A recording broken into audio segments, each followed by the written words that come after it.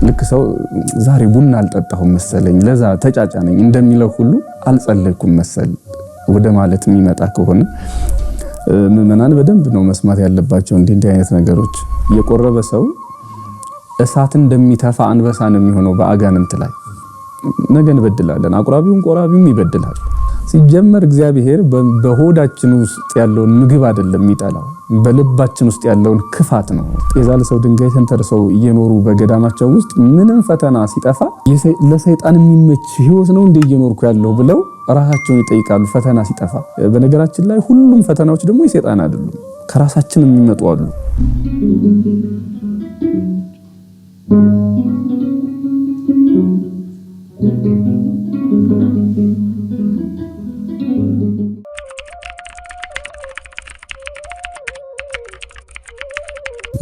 ልማድ በጣም ብዙ ሐሳቦች እንዳሉት ወይም ደግሞ ትርጓሜዎች እንዳሉት ይታወቃል። ምናልባት እንዲሁ በሶስት መንገድ ማየት እንችላለን። የመጀመሪያው ልማድ የእግዚአብሔር ልማድ ይባላል። እግዚአብሔር ራሱ ልማድ አለው።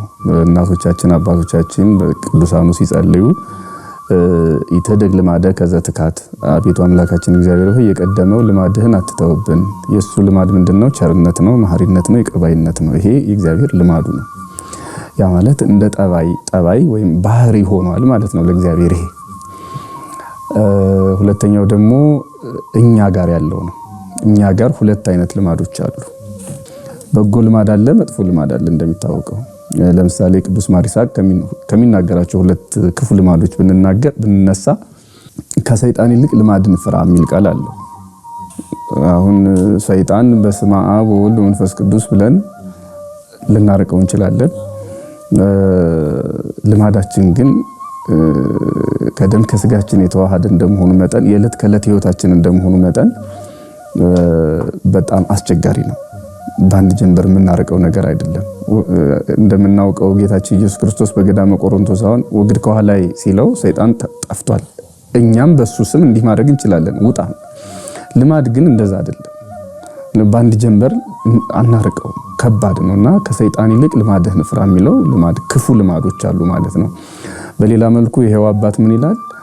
ክፉ ልማድን ከራሱ ጋር የሚያኖር ሰው እሳትን የሚያላማ ማለት እሳትን በጉያ ውስጥ የሚያነድ ሰው ይመስላል አለና ክፉ ልማዶች አሉ። ለምሳሌ ብንዘረዝር ለመጾም መቸገር፣ ለመጸለይ መቸገር፣ ለማስቀደስ ኪዳን ለማድረስ እንዲህ አይነት በክርስትና ህይወት ውስጥ ለመኖር የሚመጡ መንፈሳዊ ልምዶችን አለመልመድ በራሱ እሱ ሌላ ችግር ነው። እና ደግሞ በጎ ልማዶች የሚባሉ ደግሞ የዚህ ተቃራኒ። ለምሳሌ ሰው ካልጸለየ ጭንቅ የሚለው ከሆነ ዛሬ ስላልጸለይኩ ነው የደበረኝ የሚል ከሆነ ልክ ሰው ዛሬ ቡና አልጠጣሁም መሰለኝ ለዛ ተጫጫነኝ እንደሚለው ሁሉ አልጸለይኩም መሰል ወደ ማለት የሚመጣ ከሆነ አልተሳለምኩም፣ ይሄን በጎ ነገር አላደረኩም ብሎ በጎ ነገሮችን ባለማድረጉ መንፈሳዊ ልምዶችን ባለመፈጸሙ ቅር እስከሚለው ድረስ የሆነ እንደሆነ ደግሞ በጎ ልማድ ይባላል። እሱም ቅዱስ ጳውሎስ ጢሞቴዎስን እንደነገረው አንተ ግን እግዚአብሔርን ለመምሰል ራስህን አስለምድ ብሎታል አይደለ? እንዲህ አይነት ደግሞ በጎ ልምዶች አሉ። ስለዚህ ልማድ ማለት እንግዲህ ምናልባት እንደው ቀላሉን ትርጉም ብናየው ራስ ሰር የሆነ ነገር ነው። ልማድ አንዳንድ ጊዜ ራስ ሰር ይሆናል። ራስ ሰር ማለት በመጥፎም በበጎም ራሳችን የምናደርገው ድግግሞሽ እና ህይወታችን ላይ ቅርጽ የሚያመጣው ነገር ነው ልማድ የምንለው። በሌላ መልኩ ክርስትና የሚያመጣው በጎ ተጽዕኖም አለ። እንግዲህ እየሰፋ እንዳይሄድብን ግን ጠቅልል አድርገን ስናደርገው ከቤተ ክርስቲያናችን ወይም ከሃይማኖታችን የምናመጣው ከማህበረሰብ የምናመጣው ከራሳችንም ደግሞ የምናመጣው በጎም መጥፎም ልምዶች አሉብን ማለት ነው ባጭሩ።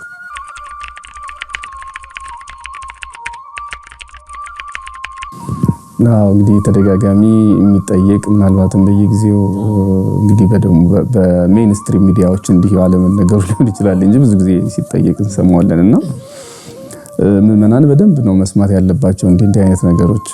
መቼም እንግዲህ መታደል ይሁን አለመታደል አላቅም፣ ትልልቅ ምስጢራትን ለመናገር መቼም አልታደልም። ትልልቅ ጉዳዮች ማለት ነገረ መለኮት ለማንሳት ትልልቅ ይሄም ይገባኛል። ምስጢረ ቁርባን ትልቁ የነገረ ድነታችን ጉዳይ ነው። ግን ምስጢሩን ሳይሆን ልማዱ ላይ ነው ያለነውና ለማንኛውም ግን የቆረበ ሰው ብቻውን ሲሆን ሰይጣን ያስፈራዋል አይነት ነገርና ከሰው ጋር መሆን በአንዳንድ የገጠር አካባቢዎች ደግሞ የብረት ዘንግ መያዝ እንዲህ አይነት ነገር አለና ባጭሩ ቅዱስ ዮሐንስ አፈወርቅ ከሚለው ሐሳብ ብንነሳ የቆረበ ሰው እሳት እንደሚተፋ አንበሳ ነው የሚሆነው በአጋንንት ላይ። የቅዱስ ጳውሎስን መልእክት አንደኛ ቆሮንቶስ ምዕራፍ 11 በተረጎመ በሰበከበት ድርሳኑ ላይ ይህንን ይለዋልና ቁርባን ማለት በአጋንንት ላይ እሳት የሚተፋ አንበሳ፣ ኃይለኛ አንበሳ መሆን ነው። ዲያብሎስ ራሱ በአንደኛ ጴጥሮስ ምዕራፍ 5 ላይ አንበሳ ተብሏል። የሚያገሳ አንበሳ ተብሏል። በሚያገሳው አንበሳ ላይ በአስፈሪው አንበሳ ላይ እሳት የሚተፋ አንበሳ መሆን ነው። ክርስቶስን መልበስ ማለት ነው። ክርስቶስን መዋሃድ በስጋውና በደሙና ሰው እንዲያውም መጠበቅ ያለበት ሳይቆርብ እንዳይሞት ንስሐ ሳይገባ እንዳይሞት ባልቆረበበት ንስሐ ባልገባበት ጊዜ ነው መጠበቅ ያለበት። ከሰው ጋር መሆን ያለበት ጥንቃቄ የሚያስፈልገው። ሰው ከቆረበ በኋላ ግን ቢያንስ ሰው አብሮት ባይኖር እንኳን እግዚአብሔር ከሱ ጋር አለ። የክርስቶስ ስጋና ደም በውስጡ አለ እና ያልቆረበ ነው መፍራት ያለበት፣ ምንም ነገር መፍራት ያለበት። የቆረበ ሰው ግን እግዚአብሔር ከሱ ጋር ነው እና ከእግዚአብሔር ጋር የሆነ ሰው በስጋውና በደሙ የከበረ ሰው።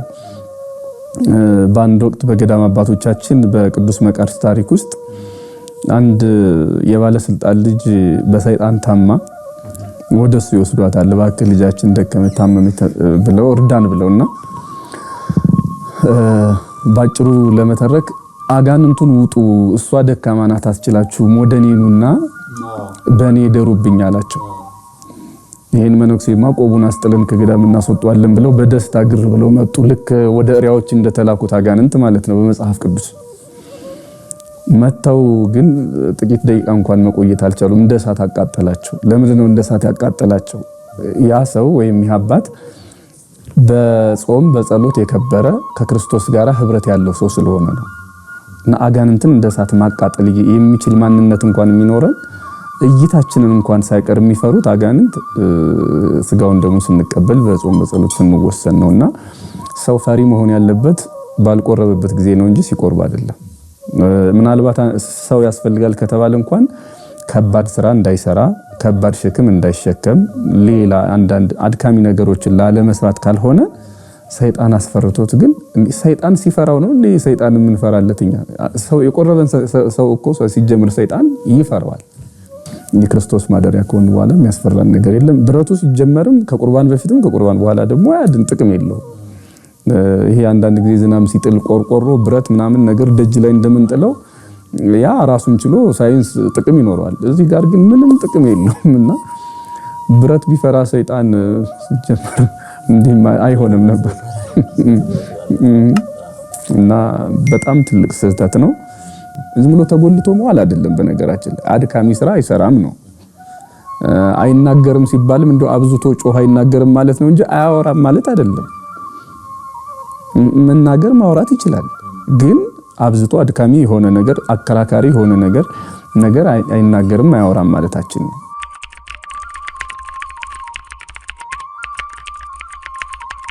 ከክርስቶስ ጋር መታሰር ነው። ከኃጢአት ጋር መለያየት መፋታት ነው። ከአብ ከወልድ ከመንፈስ ቅዱስ ጋር እውነተኛውን ሱታፌ ማድረግ ነው። እሱ መታሰር ነው። በቤተ ክርስቲያናችን ትምህርት የትልቁ መለኮታዊ ገመድ ሰንሰለት ቁርባን ነው። በሌላ መልኩ ግን ሰው በሚለው አግባብ ያየነው እንደሆነ መታሰር ከምንድን ነው? ምናልባት እንደው የሰውን ሐሳብ ብናገኘው ጥሩ ነው። እውነት ነው መታሰር በሚለው አዎ መታሰር ሊያስማማን ይችላል። ግን ከምን አንጻር ነው? ሰው ለምሳሌ እኔ መቁረብ ማልፈልገው መታሰር ስለሆነ ነው ሲል ለምሳሌ እንደፈለገ እንዳይባልግ ነው ማለት እንስሳ እንደሆነ መቀጠል ፈልጎ ነው። እሱ ከሆነ መቁረቡ ብቻ አይደለም ለመንግስተ ሰማያት ለዘላለማዊ ሕይወት ብለን የምናደርገው ነው። ዋጋ ይሄን ኃጢአትን የምንተው እንደገና በስጋችንም ስለማይጠቅመን ነው እንጂ ይሄ በጎ ማሰሪያ ነው። እውነት ነው፣ በጎ ማሰሪያ ነው። ይሄ ስንል ግን የቆረበ ሰው ኃጢአት አይሰራም እያልን አይደለም። የቆረበ ሰው የሚቆርበው ወይም ደግሞ ለመቁረብ የሚዘጋጀው ሰው ነገ መልአክ ሆናለሁ ነገ ምንም ኃጢአት አልሰራም ብሎ አይደለም። ቅዱስ ዮሐንስ እንዳለው በመልእክቱ ኃጢአት የለብንም ብንል ውሸታሞች ነን፣ ነገ እንበድላለን። አቁራቢውም ቆራቢውም ይበድላል። ሰው ነን፣ ተፈጥሯችን ይበድላል። ዝንባሌ ያለው የኃጢአት ዝንባሌ እና ቢያንስ አቅደን አስበን ኃጢአትን አናደርግም። አንድ ሁለተኛ ደግሞ ከቆረብን በኋላ የቆረብነው ስጋና ደም እኛን ከኃጢአት ይጠብቀናል። መጽሐፍ ቅዱስ እንደሚለው ነብዩ ዳዊትም ገና በብሉይ ኪዳኑ ዘመን እንኳን እንዲህ ብሏል አይደለም? እግዚአብሔር እረኛዬ ነው አለ፣ የሚያሳጣኝ የለም፣ በእረፍት ውሃ በለመለመ መስክ ያሳድረኛል እያለ ተናግሯልና የለመለመ መስክ የእረፍት ውሃ በቤተ ክርስቲያን መቼም እኛ እንደ በግ ወይም እንደ እንስሳ ሳር አንግጥም። የወራጅ ውሃም እየጠጣን እንደ እንስሳ አይደለንም። ይሄ ስለ ስጋውና ስለ ደሙ ስለ ጥምቀት የተነገረ ምስጢር ነው። ስለዚህ መልካሙ እረኛ ክርስቶስ በውስጣችን ሲያድር እረኛችን ሲሆን ከኃጢአትም ይጠብቀናል፣ ራሳችንን እንጠብቃለን። እና ሰው ለቁርባን ራሱን ሲያዘጋጅ ለስጋውና ለደሙ ራሱን ሲያዘጋጅ አዎ ሊበድል ይችላል። ነገ ያለፈው ኃጢአቱም ያለፈው ህይወቱም ኃጢአት ሊኖርበት ይችላል። ያለፈውን ለማስተስረይ ከሚመጣው ለመጠበቅ ነው የሚቆርበው ሰው። ከዚያ ውጭ ግን ወይ ቆርቤ እኮ ተሳሳትኩ እየተሳሳትኩማ አልቆርብም የሚል ሰው ካለ ለጊዜው ላዩን ስናየው ትህትና ይመስላል። ቁርባን ስጋውን ደሙን ለማክበር ይመስላል። እኔ ሰይጣን መቼም የማይገባበት መንገድ እንደሌለ ብዙ ጊዜ ይገለጥኩ ይመስለኛል። ምንድነው እሱ? አሁን ሰይጣን አልቆርብም ቢያሰኛ አንድን ሰው በቃ ኃጢአት እንደሆነ ሰው ይገባዋል። አልቆርብም ባዩ መቁረብ እኮ ነበረብኝ፣ ግን ለምን ነው የማልቆርበው? የክርስቶስ ስጋና ደም አይደል? ህይወት አይደል? አሁን ግን ሰይጣን አልቆርብም አይደለም፣ ቁርባን አያስፈልግም አይደለም። አሁን የመጣበት ታክቲክ አይ ኃጢአተኛ ነኝ የሆነ ጊዜ ላይ እንዲሁ ይሄን ኃጢአት ስተው ይሄን ክፉ ነገር ስተው አሁን ኃጢአት እያለው ማድረግ ስለሌለብኝ በቃ አንድ ጊዜ ትንሽ ይሄ ጎልማሳነቴ ወጣትነቴ ትንሽ ረገብ ሲል ጠፈፍ ሲል ይላል ሰው። እንግዲህ የከተማው ሰው እንደዛ ሲል ሰምቻለሁና የመጣብኝ ጥያቄም ነውና እኔም በግሌ እንደዚሁ አጋጣሚ ሆኖ ጠፈፍ ሲል ማለት ምን ማለት እንደሆነ በኋላ ተብራርቶ ነው የገባኝ። እና ትንሽ እንደማርጀት ስል ማለት ነው። ይሄ የጎልማሳነትን ጊዜ ሳገባድድ ትህትና ይመስላል። ቁርባን ስጋውን ደሙን ለማክበር ይመስላል። ግን ይሄ ትህትና የሚመስል ትዕቢት ነው የሚባለው ቤተክርስቲያናችን። እና ትህትና የሚመስል ትዕቢት ምንድነው? ስጋውን ደሙን የማክበር የሚመስል ግን ከህይወት መራቅ። ይሄ አሁን ህይወት የሚመስል ሞት ማለት ነው። ወይም ደግሞ ብርሃን የሚመስል ጨለማ፣ ትህትና የሚመስል ትዕቢት ያለው ለዛ ነውና ሲጀመር የታመመ ሰው ነው መድኃኒት የሚያስፈልገው አይደለም። ክርስቶስ አምላካችንም ለምን ከቀራጭ ጋር ለምን ከኃጢአተኛ ጋር ትውላለህ ብለው ሰዎቹ ሲከሱት በሽተኞች ሐኪም ያስፈልጋቸዋል ብሏቸዋልና ሐኪም የሚያስፈልገን በደከምንበት ጊዜ ነው። ምርኩዝ የሚያስፈልገን በደከምንበት ጊዜ ነው፣ በበረታንበት ጊዜ አይደለምና የደከሙ ሰዎች ብርታት ያገኙ ዘንድ ስጋውን ደሙን መቀበል አለባቸው። ይሄን መታሰር ማለት ከሆነ እንግዲህ ሌላ ጥያቄ ነው። ለባጭሩ ግን ስጋውና ደሙ አዎ ማሰሪያ ነው። የምን ማሰሪያ? ከክርስቶስ ጋራ ከቤተ ክርስቲያን ጋራ ከመንፈሳዊ ሕይወት ጋራ እንታሰርበታለን። ከኃጢአትና ከመሳሰለው ነገር ደግሞ እንልይበታለን። ይሄ ማለት ግን ነገ አንወድቅም አይደለም፣ ብንወድቅም እንነሳለን ብለን ነው የምንቆርበው ማለት ነው። የቆረበ ሰው በበላበት መብላት መመገብ አይቻልም። ስህተት ነው፣ ባጭሩ ስህተት ነው። ምንጩ ምን እንደሆነ ራሱ አይገባኝም፣ ከየት እንደመጣ የሆነ ምክንያት ሊኖራቸው ይችላል። ይሄን የሚሉ ሰዎች ግን የቱንም ምክንያት የሚያመጡ እንዲያውም ለቁርባን አብቃኝ ብሎ ያልቆረበው ሰው በቆረበበት ሰው ይበላ ጥሩ ነው እንጂ እንዲያውም አንዳንድ ጊዜ እኮ ከገዳም ውስጥ ከተማ የመጣ ዳቤ ሰዎች ሲፈወሱበት አይተናል። በእምነት ስለመጣ እና እንዲያው ምናልባት በረከት ነው። ደግሞ የቆረበ ሰው ሲጀመር ምግብ ማትረፍም የለም ይባላል። ምግቡም የቆረበ ሰው ጨርሶ ይብላ ይባላል። በአንዳንድ ገጠር ኢትዮጵያ የሚገርም ለአንድ ሰው 3 እንጀራ ሊቀርብ ይችላል። በቃ ለመጾም ወግ ነው። እንግዲህ እኔ ቆርቤ ብሄድ እዛ ሀገር 3 እንጀራ መብላት አለብኝ ማለት ነው። አያስኬድም። ምናልባት ይሄ ከተሜው ስርዓት እንጀራ ቆርጦ ማቅረብ ከዛ በልክ እሱም ተርፎ የማይመለስ የክርስቶስ ስጋና ደም ነው። ምን ማለት ነው? ወይ ምእመናኑ ወይ ካህናቱ እዚያው ቆርቡታል እንጂ በይደር አይመለስም የክርስቶስ ስጋና ደም። በዘጸአት 12 ላይ ያው እንዳታሳድሩ ተብሎ አይደለ? ምሳሌው ከዛ የመጣ ነው። ቁርባን ለነገ የሚባል ማደር አይጠበቅበትም የለበትም። ከዚያ ውጭ ግን ቆርበን በቤታችን የምንበላው እንጀራ አይትረፍ አይባልም። እንደ ነዳያን እንደው ማስተረፍ አለበት። ላልቆረቡ ሰዎች በረከት መሆን አለበት እንጂ እንደው እና አይደለም ሳህኑን በሳህኑ መመገብ በመሶቡ በትሪው መመገብ ይቅርና የተረፈ ምግብ ካለ እሱን እንኳን መመገብ ያስፈልገናል ማለት ነው።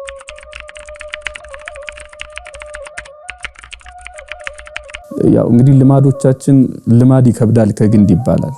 በጣም ከባድ ነው።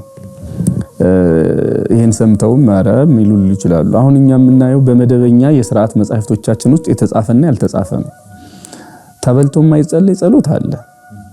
እሱ ምንድነው ያለ እንደሆነ ኪዳንና ቅዳሴ። ኪዳንና ቅዳሴ ማለት ነው። ለምሳሌ ኪዳንም ቢሆን የሰርኩ ላይ የተለየ ነው። የሰርክ ማለት ነው። ለምሳሌ ዋዜማ ሊቆም የሚሆን ከሆነ ዋዜማው ሲቆም ይበላሉ። በልተው ነው ወደ ቤተ መቅደስ የሚገቡት። እኔ አስታውሳለሁ አንዳንድ ምዕመናን የሰርክ መርሃ ግብር ላይ ቤተክርስቲያኑ ሲከፈት እንዴ በልተን እንገባለን እንዴ ይላሉ። ሲጀመር እግዚአብሔር በሆዳችን ውስጥ ያለውን ምግብ አይደለም የሚጠላው፣ በልባችን ውስጥ ያለውን ክፋት ነው፣ ኃጢአት ነው። በአእምሮአችን ውስጥ ያለውን ክፉ ነገር ነው እንጂ የሚጠላ ባርኮልን ቀድሶልን የበላነውን ምግብ በሆዳችሁ ይዛችሁ መጣ ብሎ አይደለም። እና ሰው በጣም የሚገርመኝ በልቡ ላይ ስላለው ክፋትና የሆነ ባዕድ ከክርስትና ሕይወት ውስጥ የማይገናኘውን ነገር ህሊናዬ ውስጥ ምን አለ ብሎ ሳያስብ ሆዴ ውስጥ ምን አለ ብሎ ማሰብ በጣም ትንሹ ነገር ነውና ትልቁን ነገር ነው ማሰብ ያለብን። ይሄ ማለት ግን በሁሉም ጸሎቶቻችን በልተን እንደፈለግን እንሆናል ማለት አይደለም። ለምሳሌ ከኪዳን በኋላ ወዲያው የሚደርስ አለ አይደለም። ያ ማለት ቅዳሴ ግልጽ ነው። ማንም ሰው 18 እንደ ቤተክርስቲያን ስርዓት ቆራቢዎቹ 18 ሰዓት ጾመው ነው የሚቀድሱት፣ የሚያስቀድሱት፣ የሚቆርቡት፣ የሚያቆርቡት። ከዚያ ውጭ ግን ይሄኛውን ጸሎት ሳትበላ ጸልይ፣ ይሄኛውን ጸሎት ሳትበላ ጸልይ የሚል መደበኛ የቤተክርስቲያን ስርዓት የለም። በመደበኛው ምናልባት እንግዲህ በግል ጸሐፊዎቹ ይችን ሳትበሉ ጸልዩት የሚሉ አታሚዎችም አንዳንድ ጊዜ ሊጨምሩት የሚችሉት ነገር ካለ አላቅም። ምናልባት አንዳንድ አባቶች እንደግል አንዳንድ መምህራን ሲናገሩ የሰማሁት ያው እንግዲህ ሆድ ሲጠግብ አይምሮ ይተኛል ይባላል። ሰው ከበላ በኋላ ብዙ ጊዜ እንቅልፍ ይለናል። ይሄ ተመስጦ አይኖርም እና በባዶ ሆዳችን ብንጸልይ የተሻለ ይሆናል የሚሉት ግዴታ በሌለበት ምርጫ ውስጥ ነው እንጂ እግዚአብሔር ምግብ ያረክሰኛል በልታችሁ አትጸልዩ የሚል በብሉይ ኪዳኑ በሐዲስ ኪዳኑ ያንቀላፋውን ሰው እንቅፋት እሾህ ሊወጋው እንቅፋት ሊመታው አይችልም። እንቅስቃሴ ስላለን ነው ይሄ ፈተና የሚመጣው። ክርስቶስ አምላካችን 30 ዓመት ሲቆይ በሰይጣን እንደተፈተነ አልተጻፈም። ገዳመ ቆሮንቶስ ሲገባ ግን ሰይጣን ጓዙን ጠቅሎ አብሮ ገዳም ገብቷል። ስራ የጀመርንባቸው ቀናት እግዚአብሔር ወደኛ እኛ ወደ እግዚአብሔር የቀረብንባቸው ሰዓታት ለሰይጣን ትልቅ ፈተና ማምጫ ጊዜዎች ናቸውና ስራ እየሰራን ካልተፈተንማ ምን ዋጋ አለው? ስለዚህ እኔ ብዬ የምረዳው አንዱ ይሄ ነው። ሁለተኛው ደግሞ የዋጋችን ማሳያ ናቸው። የዋጋ ማሳያ ቅዱሳን አባቶቻችን እኮ በገዳም ሆነው ጤዛ ለሰው ድንጋይ ተንተርሰው እየኖሩ በገዳማቸው ውስጥ ምንም ፈተና ሲጠፋ ለሰይጣን የሚመች ህይወት ነው እንደ እየኖርኩ ያለው ብለው ራሳቸውን ይጠይቃሉ ፈተና ሲጠፋ። እና በአንድ ሕክምና ውስጥ የሚሰራ አንድ ሰው እንደነገረኝ ነርስ ነው በርግጥ እና ዶክተሩ አለ እና በጣም የተጎዳ ሰው ቆስሎ እየመጣ ነውና ቤተሰቦቹ በጣም ደንግጠዋል። ይደማል፣ በጣም የተጎዳ ይመስላል፣ ደግሞ ተጎድቷልና ነርሶቹ በጣም ይጣደፋሉ። ሰውየው በጣም ተጎድቷልና ቤተሰቦቹ ይላሉ ሆስፒታሉን በለቅሶ ሞሉትና ዶክተሩ ግን ትንሽ ፈታ ብሎ አይደነግጥም። እና ዶክተር ቤተሰቦቹ ደንግጠዋል፣ እኛም እኮ የምንይዘውን የምንጨብጠውን አተናል፣ ለምንድነው አንተ በዚያ ወቅት እንግዲህ ሁሉ ነገር ካለቀ በኋላ ነው ይሄ ጥያቄ ለዶክተሩ የሚያቀርበው ነርሱ ማለት ነውና ለምንድነው ይሄ ሆኖ ሲል አይ ሰውየው በጣም እየተሰቃየ ነበርና እኔ የምደነግጠው ሰውየው ስቃዩ አይሰማው ነበር፣ ምክንያቱም እየሞተ ነው ብዬ አስባለሁ።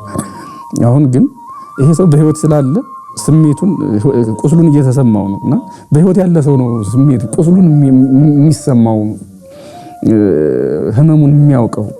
የደነዘሰ ሰው በጣም ያስደነግጣል። እሱን ለማትረፍ ያው ይሄንኑ ለማትረፍ እኮ ይሮጣል፣ ግን ይሄኛው ደግሞ የበለጠ ተስፋ አለው። ቁስሉን ይሰማዋል እና ቁስሉን የሚሰማው በቃ የቀረ ጤናማ ህይወቱ ስላለ ነው። እና አንዳንድ ጸሎቶች ቁስል ካመጡ ጾም ጸሎት መንፈሳዊ ህይወት ቁስል ካመጣ የሚሰራ እግዚአብሔር ደጅ ላይ የደረሰ ሰይጣንን የገፋ ያቃጠለ ውጤት አምጥቷል ማለት ነው። እና ባጭሩ ቅድም እንዳልኩት የሚራመድ ሰው እንቅፋት ይመታዋል፣ እሾህ ይወጋዋል። የተኛ ሰው ግን ይሄ የለበት።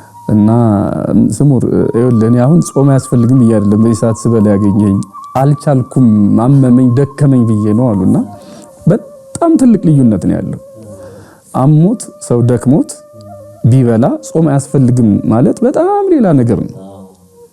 እና ሰዎች አሟቸው ጨጓራ ከሆነ ሲጀመርስ እስኪታመሙ ጾም እኮ ስቃዩ አይደለም የሚታየው። ይሄ ራስን ብዙ ጊዜ መቅጣት የሚለው ወይ ነብዩ ዳዊት ቃል እኔ በደንብ መታየት ያለበት ይመስለኛል። ቃሉ በራሱ ወቀጻይኩዋ በጾም ለነፍሴ የሚለው ይሄ መንፈሳዊውን ህይወት ማሳየት ነው እንጂ ይሄ ማስጨነቅ አይደለም። እሱ አይደለም መንፈሳዊ ህይወት ወደኛ ሲመጣ ስጋ በራሱ የስጋ ምኞቱን እየተወ ፍቶቱን እየዘነጋ ይሄዳልና ሰው ከታመመ ሲጀመር ስቃይ ውስጥ እስኪገባ ድረስ ፈተና ውስጥ እስኪገባ ድረስ አይደለም። ይሄ ከነፍስ አባት ጋር በቁርባን ጊዜ እንኳን ሳይቀር ከነፍስ አባቶች ጋራ ውይይት የሚያስፈልገው ነገር ነው። ምናልባት እዚህ አሁን እኛም ባንናገሩም ሰዎች ከነፍስ አባቶቻቸው ጋር እየሄዱ የሚናገሩት ነው። ችግር ካለ በተለይ የጤና ችግር ካለ ከዚያ ውጪ በሆነ አጋጣሚ እንዲሁ ሳይታመሙ በልተው ጾም ሽረናል በዚያውን ቀጥል ማለት የሆነ ጊዜ ላይ እጄ እንደ ሽንኩርት ሲከትፍ እጁን ቆርጦ ወይ በቃ እቺ ጫፍ እኮ ደማች በቃ ምን ይሰራል ብሎ ቀልጥሞ ይሄን ያህል ነው ርቀቱና አይባልም። ያ አንድ ችግር ነው። ያችን በፕላስተር ለጥፎ ህይወት ይቀጥላል እንጂ እጅ ይቆርጣል አይባልም። ስለዚህ ድካሞች ይኖራሉ። ጻድቅ 7 ጊዜ ይወድቃል 7 ጊዜ ይነሳል። አንዳንድ ጊዜ በጾም በጸሎታች እንዳንጸልይ ስንፍና ድካም እንዳንጾም ደግሞ አንዳንድ ጊዜ ስስት ሊፈትነን ይችላል። ግን መጽሐፈ ምሳሌ ላይ 7 ጊዜ ወድቆ መቅረት አይደለም 7 ጊዜ መነሳት አለ።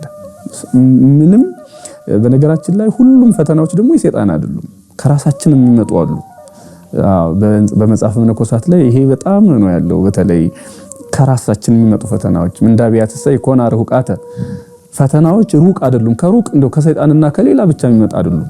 ከራሳችንም ላይ ነቃታ ይተግርከ ማለት ከራስ ይመነጫሉ ይላልና ከራሳችን የሚመጡ አሉና ራሳችንን ልንሳሳት እንችላለን። ይሄንን በቀጣይ ማድረቅ እንጂ አንድ ጊዜ ወድቅ ያለው አልነሳም አንድ ጊዜ ተሰብር ያለው አልጠገንም አይባልም። ስርዓት የምንወዳትን ቤተክርስቲያን እያጠፋብን ይመስለኛል። የምንወዳትን ቤተክርስቲያን አላወቅናትም። እኛ የቤተክርስቲያናችን ጉዳይ የሃይማኖታችን ጉዳይ በደም ንዝረታችን ውስጥ አለ። የምንወዳትን ቤተክርስቲያን ግን እንደው ስርዓቷን ዶግማዋን ቀኖናዋን ለማወቅ ብዙ ይቀረናልና አንድ የቤተክርስቲያን ሊቅ እኛን ሐዲስ ኪዳን ያስተማሩን ከስራ ስርዓት ይበልጣል ይሉ ነበርና ስርዓቱን አውቀን ስራ ለመስራት እንድንችል የቤተክርስቲያንን ድምጽ እንስማ እንማር የቅዱሳት መጻሕፍትን እናንብብ ለማለት ሞክራ እወዳለሁ።